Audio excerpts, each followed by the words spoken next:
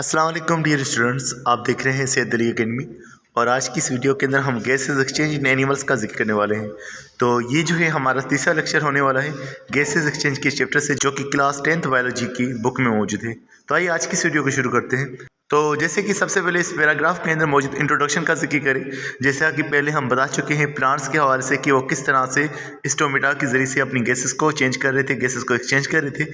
अब एनिमल्स का जिक्र है। तो लिखा हुआ है like plants animal do gases exchange with their environment for the respiration purpose. Animals gases को एक्सचेंज करते हैं और उनका मकसद रेस्पिरेशन होता है, ना कि फोटोसिंथेसिस, क्योंकि फोटोसिंथेसिस प्लांट्स के लिए है।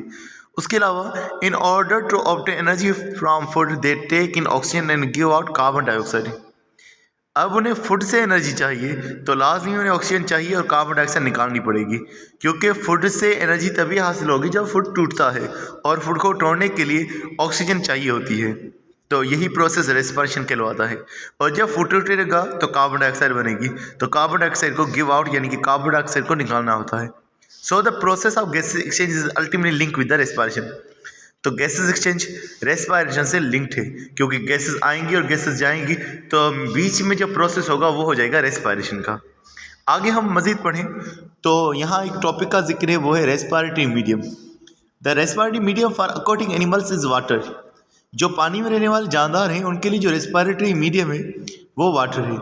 रेस्पिरेटरी मीडियम का मतलब होता है जहाँ से ऑक्सीजन को हासिल किया जा रहा है।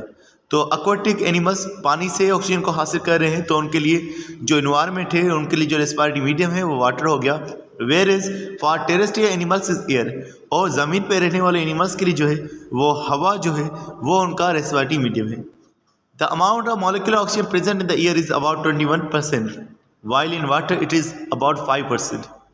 जो ऑक्सीजन है वो हवा के अंदर 21% मौजूद है और पानी के अंदर 5% मौजूद है। याद रखिएगा यहाँ मॉलिक्यूलर ऑक्सीजन का जिक्र है, यानी कि O2। हम जो एटॉमिक ऑक्सीजन है यानी कि सिर्फ सिंगल O है, इसको हम हासिल नहीं कर सकते। ना ही सिंगल ऑक्सीजन जो होती है वो अकेली जो है वो माहौल में मौजूद होती है, क्योंकि वो हाईली जो है रिएक्टिव होती है, वो रिएक्शन कर लेती है। तो मॉलिक्यूलर ऑक्सीजन को हासिल किया जाता है। In order to exchange gases animals have a respiratory surface. Gases की अदला बदली के लिए एनिमल्स के पास एक सरफेस मौजूद, एक जगह है जहाँ से जो है गैसेस एक्सचेंज होती है। उस जगह को रेस्पिरेटरी सरफेस कहा जाता है। In unicellular organisms like protozoa the plasma membrane serves as respiratory surface. जो एक सेल वाले जानदार हैं और बिलखुसूस जिनके अंदर प्रोटोजोआ का जिक्र है, जो कि एनिमल्स के जैसे होते हैं एक सेल वाले, तो प्रोटोजोआ के अंदर मौजूद सेल मेम्ब्रेन जो है वो उनका रेस्पिरेटरी सरफेस है।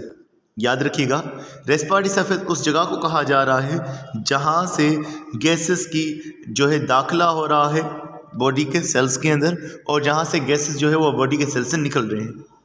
तो जो एनिमल्स हो गए सिंगल सेल वाले यूनिसेल्युलर, उनके अंदर जो सेल मेम्ब्रेन होगी वो उनका रेस्पिरेटरी सरफेस होगा। बाकी मल्टी सेलुलर एनिमल्स के अंदर कुछ और जगहें होंगी। तो लिखा हुआ है in multi cellular animal their body surfaces are सब internal surface could serve as the respiratory surface. जो ज़्यादा सेल वाले हैं उनकी बॉडी के सरफेस से भी या उनकी बॉडी के अंदर कुछ चीज़ें मौजूद होंगी, वहाँ से जो है रेस्पिरेशन का प्रोसेस हो सकता है। जैसे कि अगर हम देखें कि जो हमारे पास इंसेक्ट्स होते हैं उनकी बॉडी के ऊपर कुछ ओपनिंग्स होती हैं, वहाँ से गैसेस उनकी बॉडी में दाखिल हो जाती हैं। उसके अलावा अगर हम हमारी बात करें तो हमारे अंदर मौजूद होते हैं एल्वियोलाई, जो लंग्स के अंदर होते हैं, और हमारे अंदर उन एल्वियोलाई से यहाँ जैसे आप देख सकते हैं इन एल्वियोलाई के ज़रिए से हमारी बॉडी में गैसेस एक्सचेंज होती है। और ये एल्वियोलाई जो होती है ये ब्लड कैपिलरीज के साथ में घिरी हुई होती है, यानी एल्वियोलाई के अंदर जैसे ही ऑक्सीजन आएगी वो डायरेक्टली मिक्स हो जाएगी ब्लड कैपिलरीज के साथ में, और यानी कि ब्लड के साथ में वो मिक्स हो जाएगी। उसके अलावा बात करें कि रेस्पिरेटरी सरफेस के अंदर क्या प्रॉपर्टीज़ होनी चाहिए तब जाकर के रेस्पिरेटरी सरफेस एफिशिएंट बनेगा, तो वो क्या क्या प्रॉपर्टीज़ हैं, क्या क्या खसूसियात हैं। सबसे पहली जो खसूसियात के अंदर जिक्र है वो है रेस्पिरेटरी सरफेस का थिन होना। रेस्पिरेटरी सरफेस जितना थिन होगा, जितना बारीक होगा, उतना इजीली गैसेस आ सकती हैं। अगर आप सिंपल से एक मिसाल ले लें कि एक मोटा सा पर्दा हो और एक बारीक सा पर्दा हो, तो आप क्या अंदाज़ा लगा सकते हैं कि किस में से गैसेस जो है वो इफ़िशिएंटली आसानी से पास आउट हो सकते हैं। आपका जवाब यही होगा कि जो थिन मेम्ब्रेन होगी, जो थिन पर्दा होगा, वहाँ से ज़्यादा गैसेस आसानी से आ सकती हैं। तो इसी तरह से रेस्पिरेटरी सरफेस जितना थिन होगा उतनी ही ज़्यादा गैसेस वहाँ से दाखिल हो सकती हैं।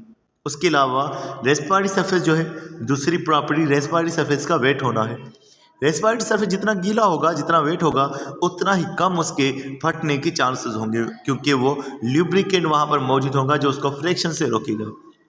उसके अलावा रेस्पिरेटरी सरफेस को परमेबल होना चाहिए, यानी अलाइंग होनी चाहिए, यानी कि वो गैसेस को रोके नहीं।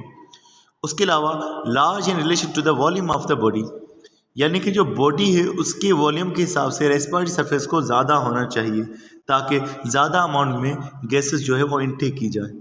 तो ये तमाम प्रॉपर्टीज़ जो हैं यहाँ पर रेस्पिरेटरी सरफेस की मौजूद हैं। अब हम हमारे रेस्पिरेटरी सरफेस की बात करते हैं।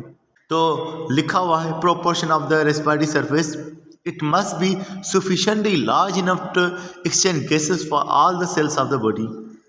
जो रेस्पिरेटरी सरफेस है उसे बड़ा होना चाहिए ताकि बॉडी की तमाम सेल्स में गैसेस आ सकें। अगर रेस्पिरेटरी सरफेस बहुत थोड़ा सा है तो तमाम सेल्स में गैसेस नहीं आ सकती।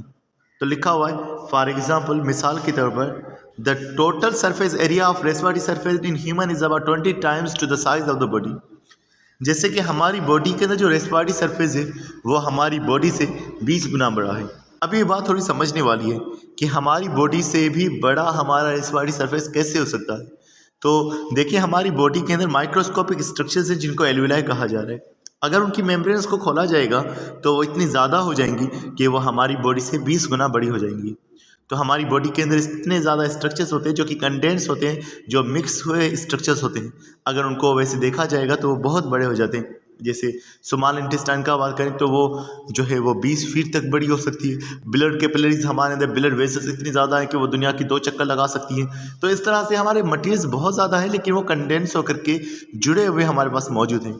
तो तमाम रेस्पिरेटरी सरफेस की बात हो रही है, यानी कि तमाम एल्विलाई की बात हो रही है। और आपको पता है कि एक लंग के अंदर जो है वो मिलियंस में जो है एल्विलाई मौजूद होती हैं, यानी कि जो है लाखों में जो है एल्विलाई है। सबको खोला जाएगा तो यानी कि 20 गुना वो बड़ी हो जाएंगी। तो इस तरह से हमारी बॉडी में ज़्यादा जो है बड़ा जो है रेस्पिरेटरी सरफेस मौजूद है। उसके अलावा आगे हम जिक्र करें तो लिखा हुआ है रेस्पिरेटरी सरफेसेस के हवाले से कि लार्ज सरफेस एरिया होगी तो क्या होगा। तो लिखा हुआ है an increase surface for gas exchange allow a faster rate of diffusion to supply oxygen and remove carbon dioxide. याद रखिएगा, जितना रेस्पिरेटरी सरफेस बड़ा होगा उतने ही ज़्यादा अमाउंट में गैसेस आएंगी, उतना ही ज़्यादा जो है गैसेस की डिफ्यूजन होगी, यानी गैसेस आएंगी भी और गैसेस जाएंगी भी।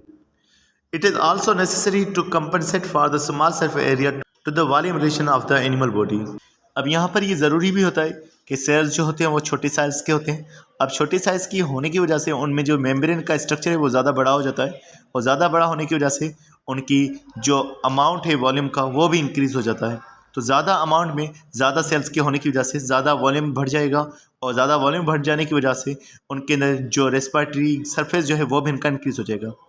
यानी कि अगर एक जगह पर एक सेल मौजूद हो बड़ा सा, लेकिन उसकी जगह पर छोटे से सेल्स मौजूद होंगे, स्मॉल सरफेस के जो सेल्स मौजूद होंगे वो ज़्यादा वॉल्यूम को कवर कर लेंगे, क्योंकि उनकी मेम्ब्रेन का स्ट्रक्चर ज़्यादा हो जाएगा। तो डियर स्टूडेंट्स, ये हमने जो है रेस्पिरेटरी सरफेस के बारे में बात की। मिलते हैं नेक्स्ट वीडियो में, तब तक हम बहुत सारा ख्याल रखिएगा। अस्सलाम वालेकुम।